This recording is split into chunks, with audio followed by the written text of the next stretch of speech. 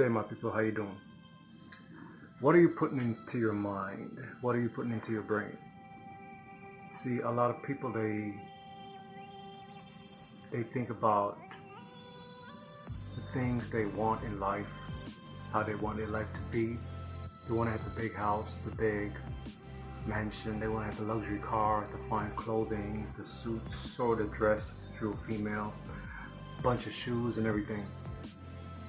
But what are you putting into your mind? See, I currently do a little gig just to get out the house, put a little change in my pocket, while at the same time using the excess hours to put and dump into my own personal business, my own brand.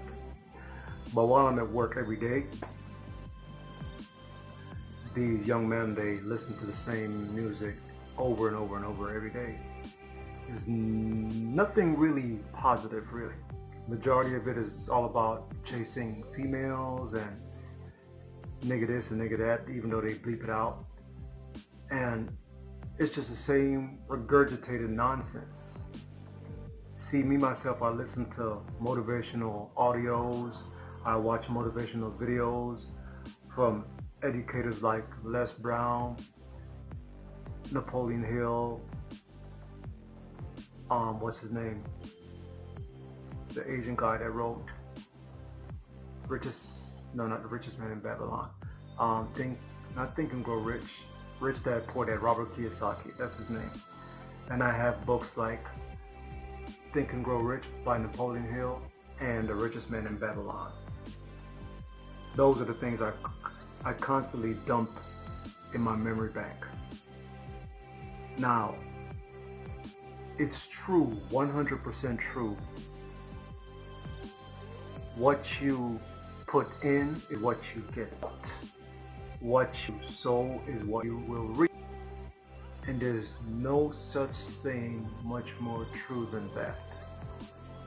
If you're going to sow into your soil, talking about chasing women, smoking weed, doing all type of drugs, just simply hanging out, if you're constantly talking about fear, what you don't have, how some people have more than you and you will never get there, guess what? It is true.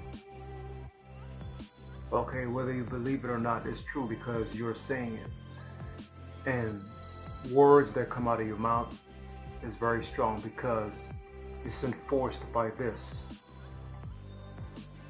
So what are you putting into your mind, man? What are you putting into your memory bank, into your brain? You have to be careful. You are the primary person to be blamed for what goes in here. You are the god of this and this. Everything that goes into your brain, you should have control of it. Now, some stuff might go into your brain subconsciously, but you could program that too. You could have full control of that too. As soon as you become aware, you could guide your own subconscious mind. You have to be careful. You have to be careful of people that have alternate thinking, that think different from you, and they get some sort of orgasmic feeling and they behave orgasmically when they speak about the negative things in society. Talk about viruses, disease, pandemics, disasters, police, ill treatment, and many other things. You have to be aware of those people because they get a excitement when they speak about tragedy, and try to have a conversation or a dialogue with them for 5 minutes about positive things in life, in society, earning money, becoming self-employed or starting a corporation or business. They will not last 5 minutes in that conversation. As a matter of fact, if you read their body language and their tone, they'll begin to get upset. Because why? You're trying to steer them away from their orgasmic fill of negativity. And there's people like that. Like I told you, I do a little gig with these guys, these young men. And they smoke. They smoke weed every day. I don't smoke. I don't smoke cigarettes. I don't smoke weed. And right now I'm not drinking.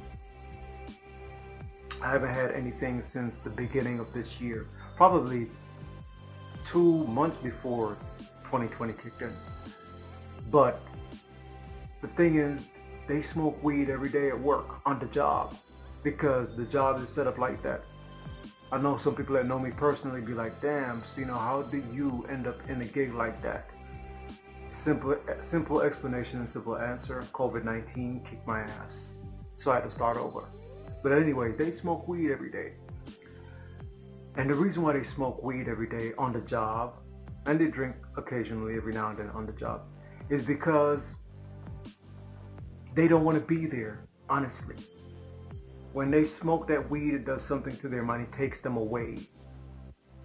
You know, if you begin to speak to them about something conscious, they say you're blowing their high.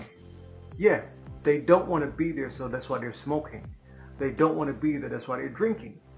Do you understand?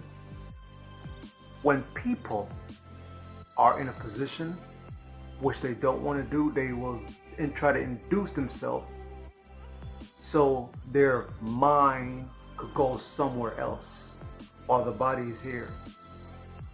So they'll take something in, a pill, smoke, drink, whatever it is, to take their mind elsewhere because they don't want to be there. So you have to be careful, man, of what you put in your mind. You don't need anything to stimulate you, really. Anything externally to stimulate you, because you could go within to get what you want from out. So, like I said, I listen to motivational speeches, motivational teachers, audios. I read, and I'm constantly dumping stuff into my memory bank to keep me focused on my goal.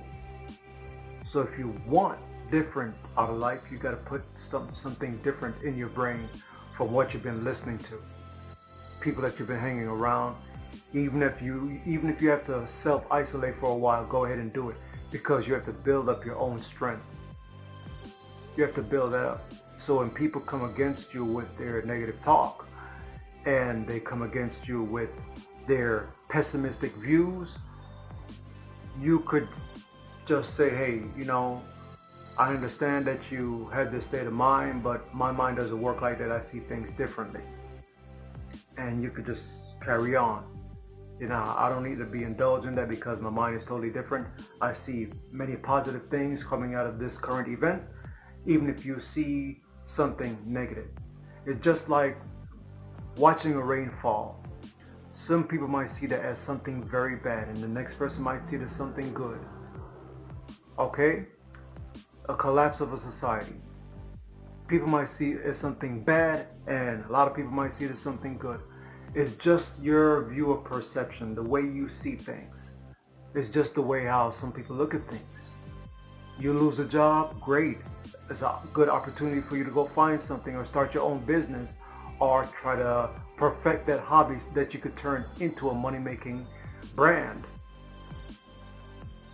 So whatever it is, when something closes, when a door closes, it's an opportunity for a next door to open up. If you have an optimistic viewpoint of how things are in society and the world, you benefit more from it than having a pessimistic mindset and fear-mongering mindset. You'll be better off. Doors will open up for you. Your health will be better. Your finances will be better. The people that surround you will be great. Your lifestyle will change dramatically if you start to see things in a positive state of mind. With that said, Cno out. See you on the next video. Money up.